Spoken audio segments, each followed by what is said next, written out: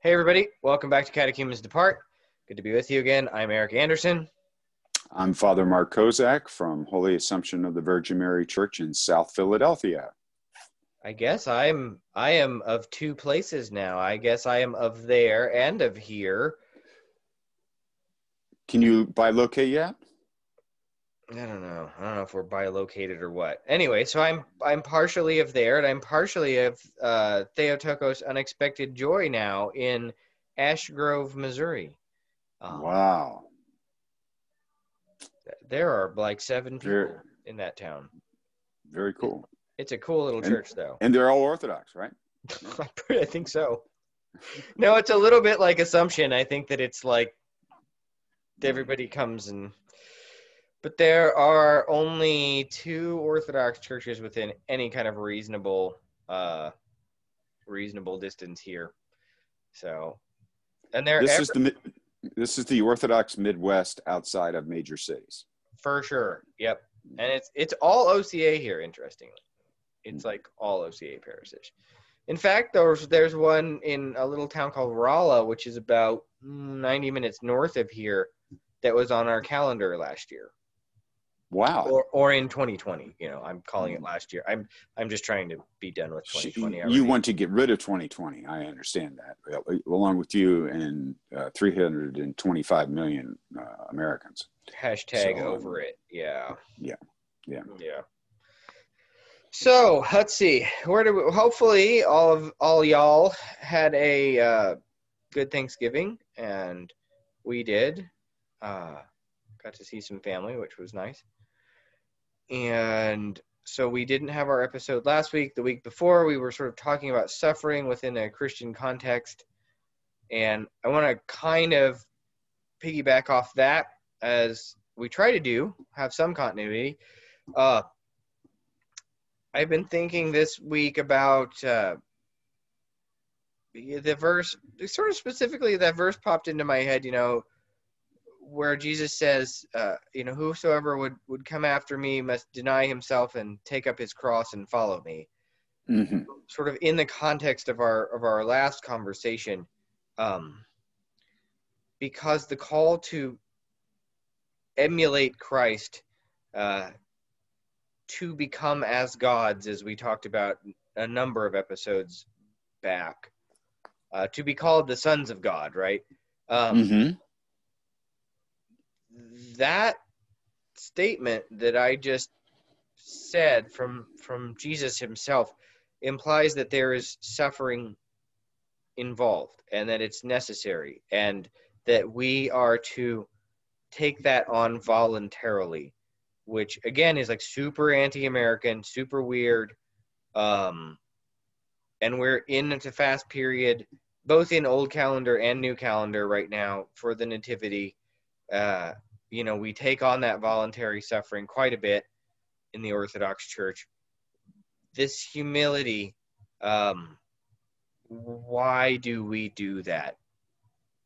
Can you riff on that a little bit, right? Like, I have some ideas, but I would like you to kind of jump in and be like, why do we constantly seek after this humility? And why specifically does Christ say that we should? Well, you and I discussed a couple episode history of the Enlightenment and what happened after that, and how America was formed politically and culturally, socially and religiously. And as an American, we need to understand our religious history here as well as our cultural history. Mm-hmm.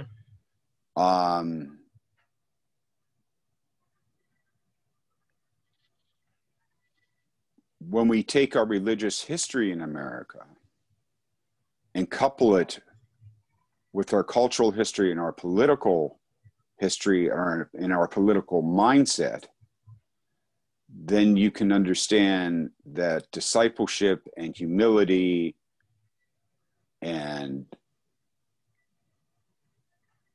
other important aspects of being Christ-like, these are things that are not conceived of. Mm-hmm. to the point of saying that the United States was a Christian nation. Right. And founded as such. Well, it was not a Christian nation, and it was not founded as such. Correct. Right. And many people would, after I said that, either they would turn off our program and give us a thumbs down and say nasty things in comments and everything else.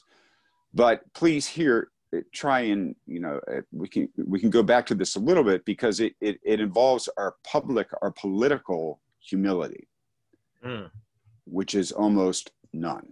I was going to say those are contradictory terms. Yes. Instead of being a steward of the world, which we try, many American groups would try this, nonprofits, churches, us belonging to various organizations that help others in the world. On the other side, we would have people say we should help ourselves. So we've had this back and forth sort of teeter-totter seesaw of protectionism, and then of a wide open foreign policy. And then we go back and forth and back and forth and back and forth. Right now, we're sort of hovering in between, because politically we're in a our once every 4 years change of power and administration. So that is meant to be a time for things to sort of be in the middle. But especially after we became a superpower, one of two, or the superpower, this idea of politically worldwide humility on the United States has a tremendous amount of holes in it. We had holes in it before. One of my favorite ones is when we elect a president, or we elect a senator, or elect a member of the House, elect a dog catcher, we hover between 50 to 60% of the vote of people voting. So we don't vote anymore. Right.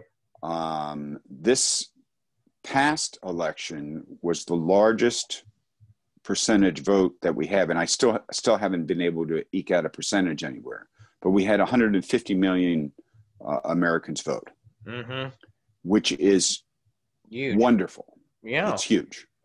This is the most important thing that we do as a citizen, is to vote and be an informed voter. So, and we do that in humility, in service to our country. Along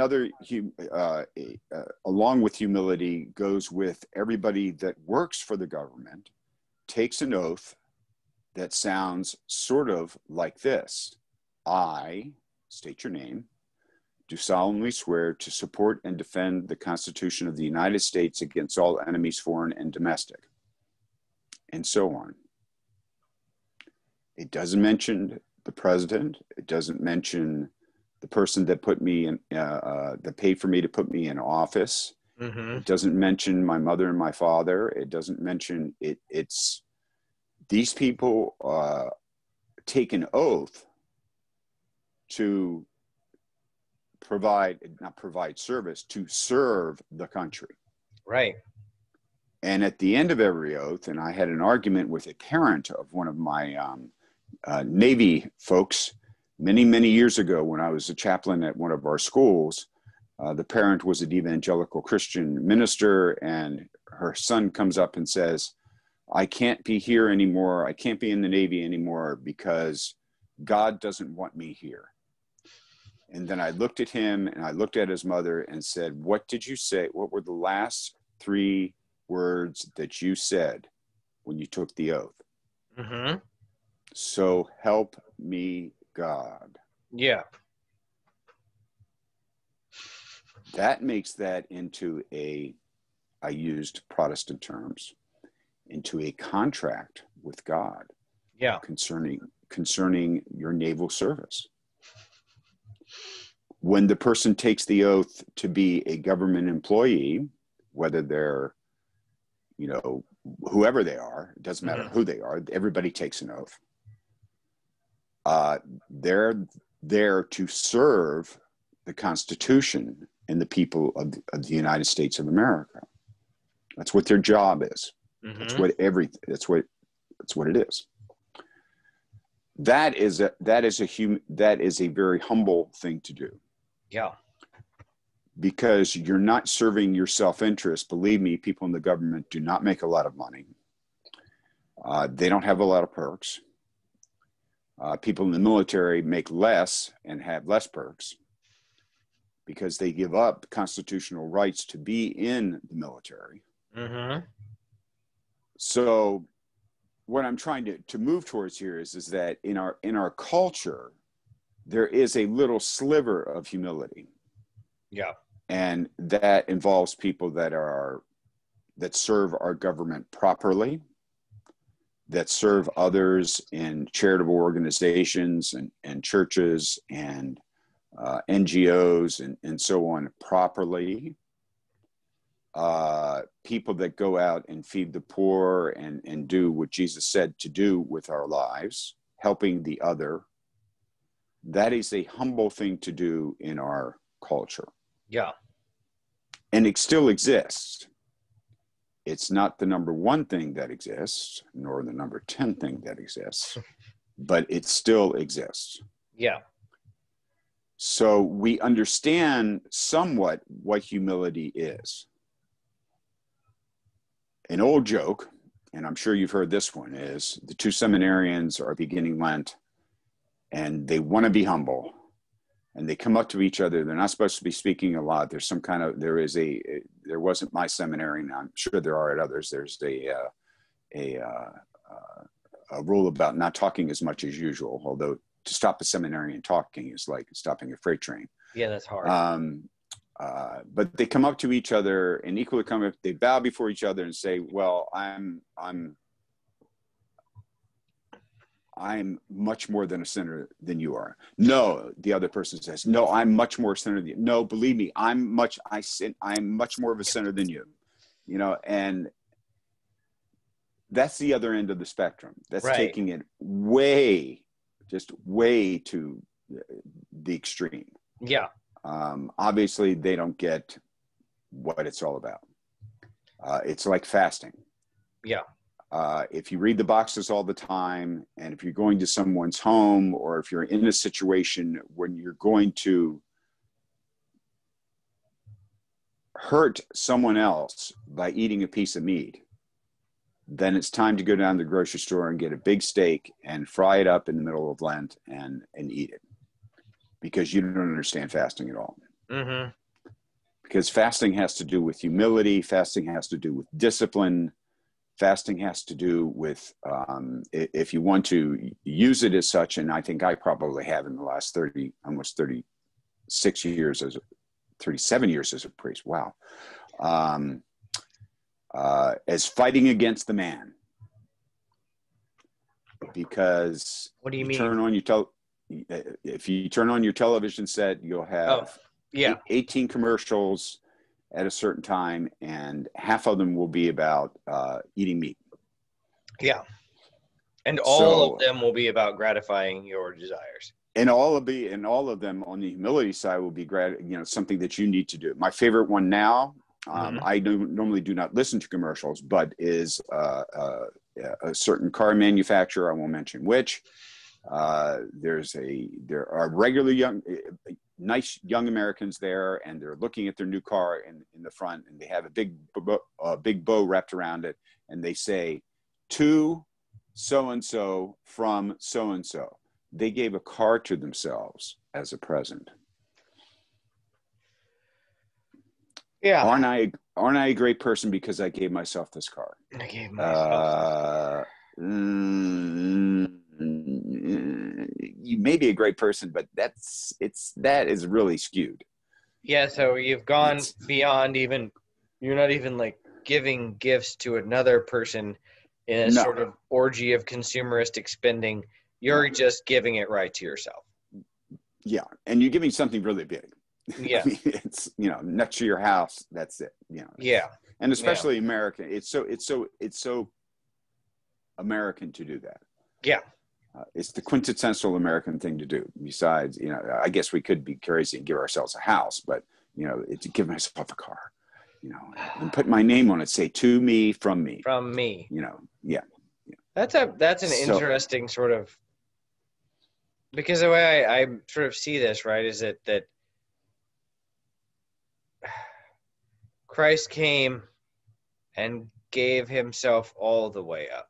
Like, so he humbled himself all the way in a kind of inconceivable way for the creator to become a creation. And that was the first part of it. Right. And then his birth is the first part of it, which we're headed toward right now. Yeah. Mm-hmm. So then there's the degree of humility that we need to take on for the fast of the Nativity as we approach that. And then the ultimate humility in dying as one of the creatures at the hands of the other creatures, not just like a big rock fell on him, but he let his own creatures kill him. And theologically, he could have fought the Sanhedrin. Yeah. Oh, yeah. Partially because most of them were politicians and were not the sharpest crayons in the box. Yeah. The Pharisees were sharper crayons in the box. Yeah. But he had been fighting against them his whole ministry. Right. And so why did he do this? Right. Well, he did it to save the world. He didn't do it to save himself. He did it to save each one of us and to save the world. Yeah. So then, go ahead. Yeah. So to understand that, to take the next step is a very big step. It's a eternal step about what humility is. He went beyond humility. Mm-hmm. With that. And what are we supposed to do? Well, right. We're supposed to do basically the same. We're supposed to be Christ-like. So to the very best that we can do, we need to be giving as much as we can. So that doesn't mean only money. That doesn't mean only time, only energy. It means everything. So which is a tall ask. It's very tall, but you have to sort of think about it in a really basic way. One of my professors used to say every time during Lent, the very best garbage man that picks up the garbage and that is his job, his vocation, and he's doing the very best that he can in that job is better than any mediocre theologian. Yeah. Excuse me. Yeah. I mean, that's the one thing that's constantly pushed to the fore in being Orthodox is that what you do matters, like in many ways, like a lot more than what you think or not believe, but it's not the things that you ascribe to, which is harder, right? It's a lot easier to say I believe X and X and X and not really do much about it, because it's like I feel like I constantly run into little old people in the church who have no real book theology, but they're just holy people because they've been doing the correct things for 90 years. Well, I run into people like that at church too, and they've gone through major upheavals in their lives, and I would ask you, well, what do you do? Mm-hmm. And they look at me strangely and say, well, Father, I pray more. And I went, right. Like, oh yeah. Or the widow's mite. Yeah. the little like half penny that the widow gives is mm-hmm. worth more than the million that someone else gives. Yeah. You know? Which is I mean, all of these things are really daunting isn't quite the right word. Humbling. But so the cross is, getting back to the original question. I sort of remembered that. I know yeah. you're amazed. I know you're really shocked. The cross is that you have to learn how to do this continuously. Yeah. As a Christian for the rest of your life. Yeah. So that's the cross you have to bear. That most of us have an inkling about what humility is, but also we don't do it. Yeah, I can't remember who it was. It might have been Father Andrew Stephen Damick or one of the podcasts I listened to. They were talking about how moderns, us people, even if we're Christians, even if they're Orthodox Christians, we tend to like switch channels back and forth, sometimes very rapidly, as to like being able to inhabit that, what you're talking about, and then like flipping back to just acting like none of it's real and just like it's only materialistic. The default position for most of us being just a modernist materialist worldview, and it's really hard to stay flipped over into the humble. So that's the habit. Yeah. The habit is to do the flip. Yeah. It's why it's so dangerous being an Orthodox Christian in our culture today, is because we talk about discipline, which is what fasting, prayer, confession, reading, using your mind, listening to God in your life, treating other people like you want to be treated. All of those things are the discipline. Mm-hmm. But the habit is to go back to what the world says. Yeah, because that's sort of the water that we're swimming in. And the habit also is to go back to worship of something that isn't God. Yeah. So whether it's your job, your car, your computer, your obsession with this, your obsession with that, yourself, and so on. Do you think, because my inclination there is to be like, why is this so flippin' hard? And then I'm wondering, because that's just my gut reaction, right? It's like, gosh, this is really hard. Why does it have to be so hard?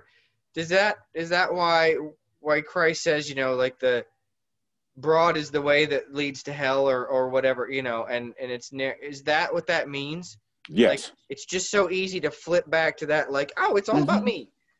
That self-idolatry that's sort of like at the bottom of all of these things. And what's really hard is, and also part of the cross, is that many of us understand what we're doing. We know exactly what we're doing. Yeah. That's And that's the cross too. When you're like, because no, we know it, and now we have to change. That was the selfish, jerky thing to do, and I did it anyway. Yeah. Even if there's only like a quarter of a second to make the decision, you still have that like, I could have not done that. Right, and we make hundreds of decisions every day that have to do with humility. This is what we do. Self-will is difficult, or self, not self-will. Self-love, actually, in the worst sense of the word. Yeah, and being not an automaton, I guess, not right. Being given our freedom and liberty by God in order to love. It's hard. Yeah. And especially in a culture that is almost sterile. In regards to love, you mean? in regards to relationship with other human beings, and we make them into programs, and weekend retreats, and e-learning on the computer on how to get along with others. We use words like, I'm the manager of 100 people. As you know, you probably heard this from me a dozen times, and you probably will hear it another 50 or 60 times. I learned in the military, you manage things. Yes. You lead people. Yeah. But this is machine world that we live in. So all people are just things. They're just some component to put in, and in our very quick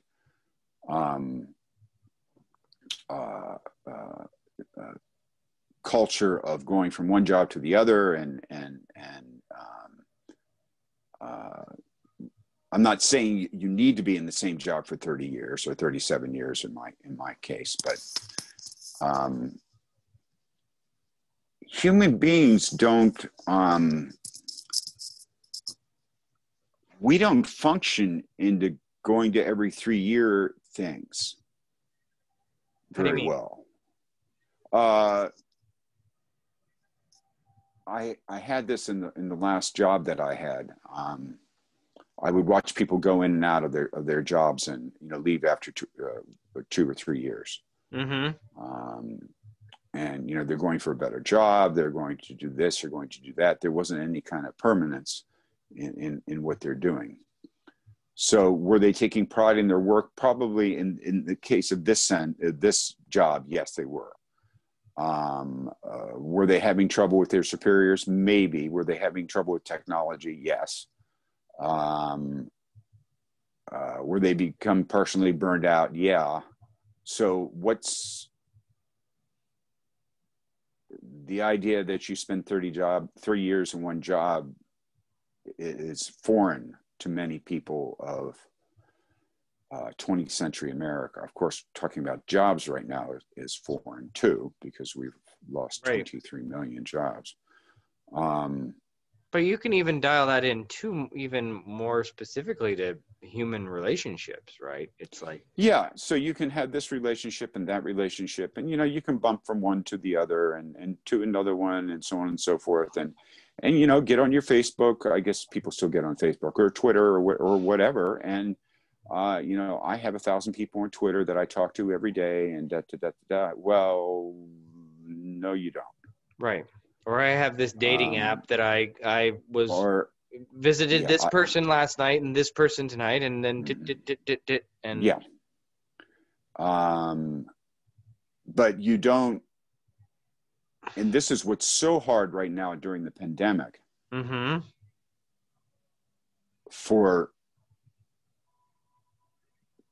I can speak about Orthodox churches, is for not having the people there. Right. Yeah, everybody's on there's a little camera there. Right. That you used to take care of in our parish, and now other people are taking care of. And to get myself through divine liturgy without pointing at it or saying something stupid or everything else, I'll go and wave at it, and I'll talk to it and everything else, but those are props for me, and I don't mean this in a vain way, for me to get through. Because I would rather have the 50 people in church healthy, yes, than dealing with the technology. Do we need the technology right now? Yes. Should we keep the technology as we go forward in time? Yes. But that doesn't mean I have to fall in love with it. Right. It's it's like an interstitial sort of thing. It sits between us, which can be useful, right? It's just like because there is a connection. It's like what we're doing right now. There's a connection between us. We can see each other. We can listen to each other's voices, and everything else. Yeah. But we both know how, not only how much more eloquent we were. No, I wouldn't say that. Well, I certainly wasn't. But on how different it was 5 weeks ago when we did this face to face. Yeah. Yeah. Yeah. Yeah, that's undeniably better because yeah. we are embodied Mm. beings, right? And Yeah. it's almost Yeah. like, I think let's see. Uh, Did we go over again? Well, I'm trying to. Matthew keeps texting me. Dang it, Matthew, we're trying to record. You can watch this later, and then you'll hear me saying, "Quit texting me during the show." We're right at time, so I want to kind of like maybe circle this around and think like, well, there's something real fleshly about humility, and there's something intimately bound up in loving, in actual love, right? Yeah, in agape love. Yes. Which is humility. It is the self-emptying. It goes back to our discussions of the Trinity earlier, that is an eternal self-emptying relationship. Exactly. And that is completely contra the consumer usury model of love. Love is love. Like, no, that's not true, because that's not even what you're talking about. That's talking about specifically certain kinds of lustful interactions. Yeah, they're talking about the worst part of eros. Yeah. So this is why it was so great, to use Greek words, because they have 4 different words for love. Truth. Lewis talks about that a bunch. Yeah, and he was pretty cool. They're coming out with a movie on Lewis. Did you know that? No kidding? Yeah, God knows how they're going to produce it, but we all have computers and can figure this out. Sweet. But yeah, there's a movie coming out in the next year, I think, on Lewis. That might be fun. I like the Tolkien one that came out last year or whenever, in the before time when we could go to movie theaters. Kim and I saw it. I was in Pasadena, so maybe it was 2019. Anyways, it's quite good. We'll not go off on that rabbit hole. I think that's a pretty good place to tie it off, I hope. I hope so too. Things to nothing add? else nothing else I can think of right now is that look at the other. Jesus talks about the other all the time. The heroes of the New Testament deal with the other. The Good Samaritan, the father of the prodigal son. I can go on and on and on and on and on. The true heroes of the Old Testament dealt with the other. Yeah. Great. When you think about it. Well, thank you, Father. It's good to be with you. Everybody, it's good to see you. See, there I go. Good to see everybody. I'm Father Marking. So let me... I still have not got this down yet. It's really hard. All right. Thanks, everybody, for joining us. Until next time, we'll see ya. Catechumens depart.